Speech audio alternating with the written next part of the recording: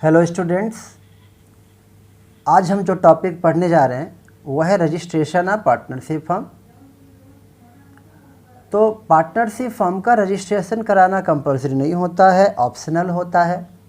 But registration कराना चाहिए partnership firm का, क्योंकि उससे बहुत सारे बेनिफिट्स होते हैं। रजिस्ट्रेशन कब कराना है, उसके लिए under section 58 of Indian partnership act उसमें बताया गया है कि पार्टनरशिप फर्म का रजिस्ट्रेशन हम कभी भी करा सकते हैं। बिजनेस शुरू करने से पहले भी करा सकते हैं, और अगर बिजनेस शुरू करने से पहले नहीं कराया तो बिजनेस के जो लाइफ टाइम में कभी भी हम करा सकते हैं पार्टनरशिप फर्म का रजिस्ट्रेशन। तो पार्टनरशिप का रजिस्ट्रेशन का मीनिंग क्या है वो हम देखते हैं।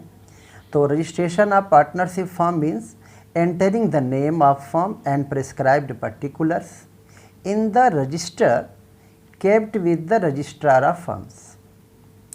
सिंपल सी बात है रजिस्ट्रेशन का कि फर्म का नाम और उससे रिलेटेड जो डिटेल्स हैं वो एंटर कराना।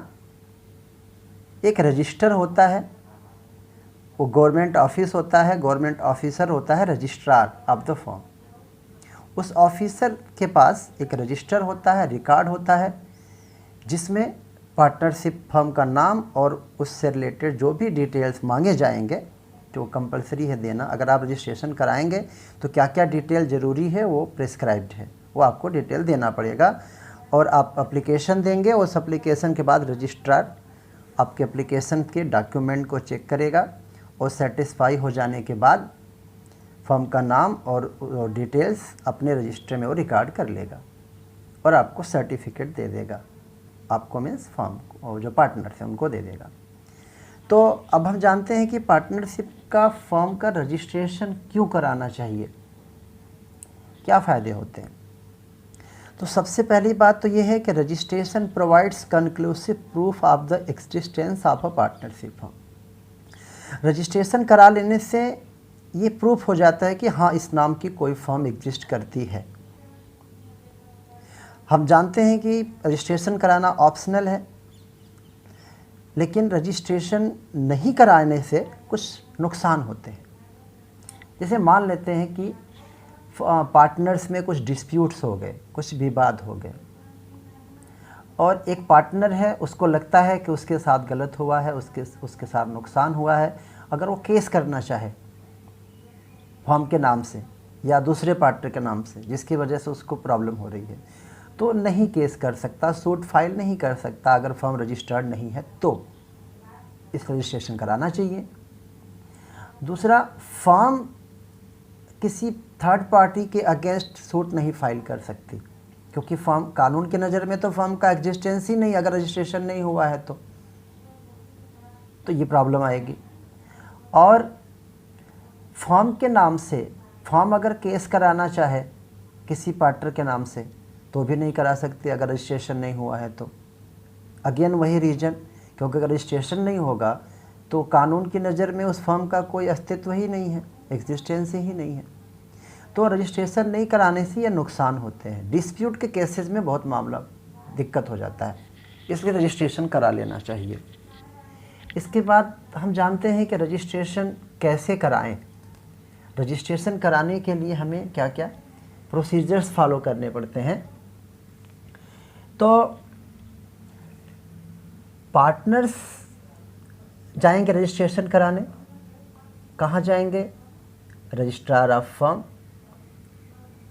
और रजिस्ट्रार ऑफ फर्म कहाँ मिलेगा? तो हर स्टेट का रजिस्ट्रार अलग अलग होता है,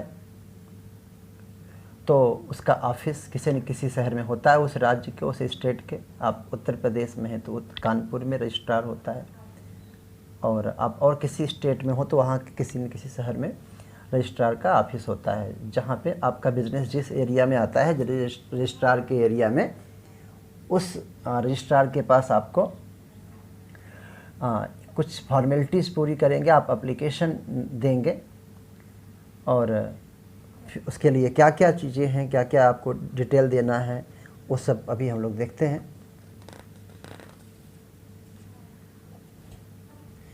तो प्रोसीजर क्या है पार्टनरशिप फर्म को रजिस्टर कराने का।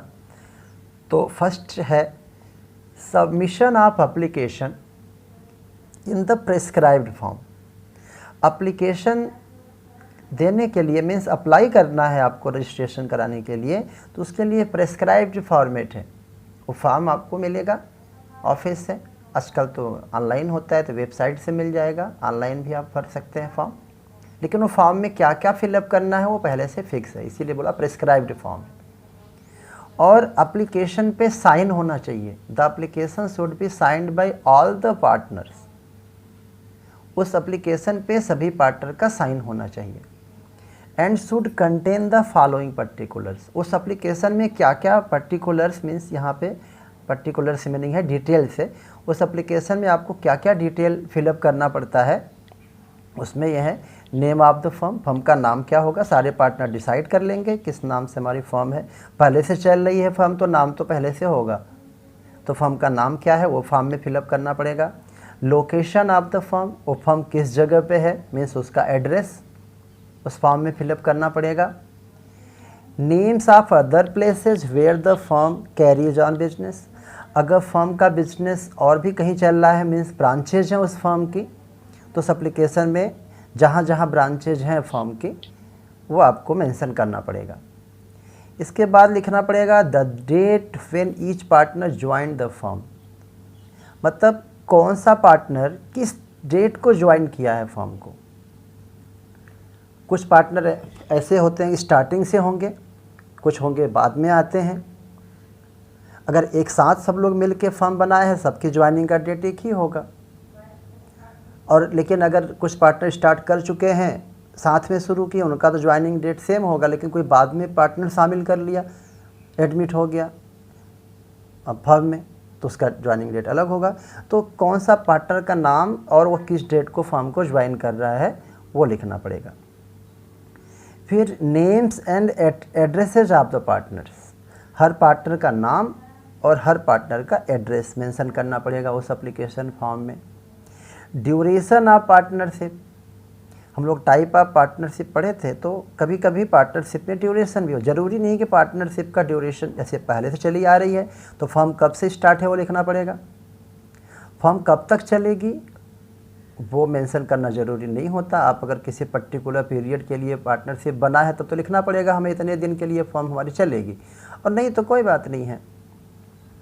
तो एप्लीकेशन फिलअप कर दिया जाएगा, ये सारा डिटेल उस पर सारे पार्टनर साइन कर देंगे। साइन करने के बाद एप्लीकेशन देंगे, रजिस्ट्रार के ऑफिस में हम सबमिट करेंगे और फीस जमा करेंगे। रजिस्ट्रेशन के लिए फ़ीस देनी पड़ती है रजिस्ट्रार के ऑफिस में, तो वो डायरेक्ट कैश नहीं देना होता है, वो बैंक में पैसे जमा करके रजिस्ट्रार के पास उसकी रसीद हम ले जाके जमा कर देंगे। इसके बाद जब रजिस्ट्रार आपका एप्लीकेशन फॉर्म पूरा चेक कर लेगा, वेरीफाई कर लेगा कि हाँ ठीक है जो भी डिटेल भरे गए हैं फॉर्म में वो सब ठीक है, फीस डिपॉजिट हो गया है वो इंश्योर कर लेगा। इसके बाद जब वो सेटिस्फाई होगा रजिस्ट्रार कि हाँ सब कुछ ठीक ठाक है, फीस जमा हो गई है, सारे डिटेल करेक्ट भरे हुए हैं, तब वो उसको अप्रूव करेगा।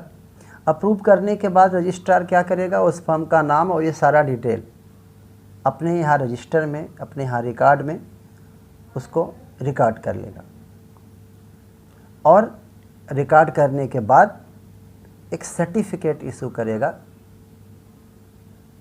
उसका नाम होगा सर्टिफिकेट ऑफ रजिस्ट्रेशन। और फिर वो पार्टनर्स को जो फॉर्म है उसको मिल जाएगा। तो बस इतना सा प्रोसेस है कि एप्लीकेशन फिलअप करेंगे, उसमें डिटेल क्या क्या है आपको पता होना चाहिए। Name of firm, location of firm, name of other places where the firm carries on business. Firm कहाँ कहाँ बिजनेस कर रही है, हेड कहाँ है, मेन कहाँ, हेड ऑफिस कहाँ है और ब्रांचेस कहाँ कहाँ अगर हैं तो। और कौन सा पार्टनर किस डेट को ज्वाइन किया वो आपको लिखना पड़ेगा। हर पार्टनर का नाम, हर पार्टनर का एड्रेस, अगर फर्म स्टार्ट कब हुआ था और क्या फर्म किसी पर्टिकुलर ड्यूरेशन के लिए बना है तो वो भी मेंशन करना पड़ेगा। इसके बाद फ़ीस जमा करनी पड़ेगी, रजिस्ट्रेशन की जो फ़ीस होती है वो जमा करना पड़ेगा। फीस जमा करने के बाद जब रजिस्ट्रार ये सेटिस्फाइड हो जाएगा कि सारे डिटेल सही हैं, वेरीफाई करना चाहे तो वेरीफाई कर सकता है। फिर रजिस्ट्रार अप्रूव करने के बाद अपने यहाँ जो रजिस्टर होता है, फॉर्म का रजिस्टर, उसमें सारा डिटेल वो रिकॉर्ड कर लेगा। ये सारे डिटेल जो है जो एप्लीकेशन में फिलअप किया गया है, और रिकॉर्ड करने के बाद एक सर्टिफिकेट दे देगा फॉर्म के पार्टनर्स को। तो इतना सा प्रोसेस है पार्टनरशिप के रजिस्ट्रेशन का। और हाँ, याद रखना है रजिस्ट्रेशन कंपलसरी नहीं होता, ऑप्शनल होता है।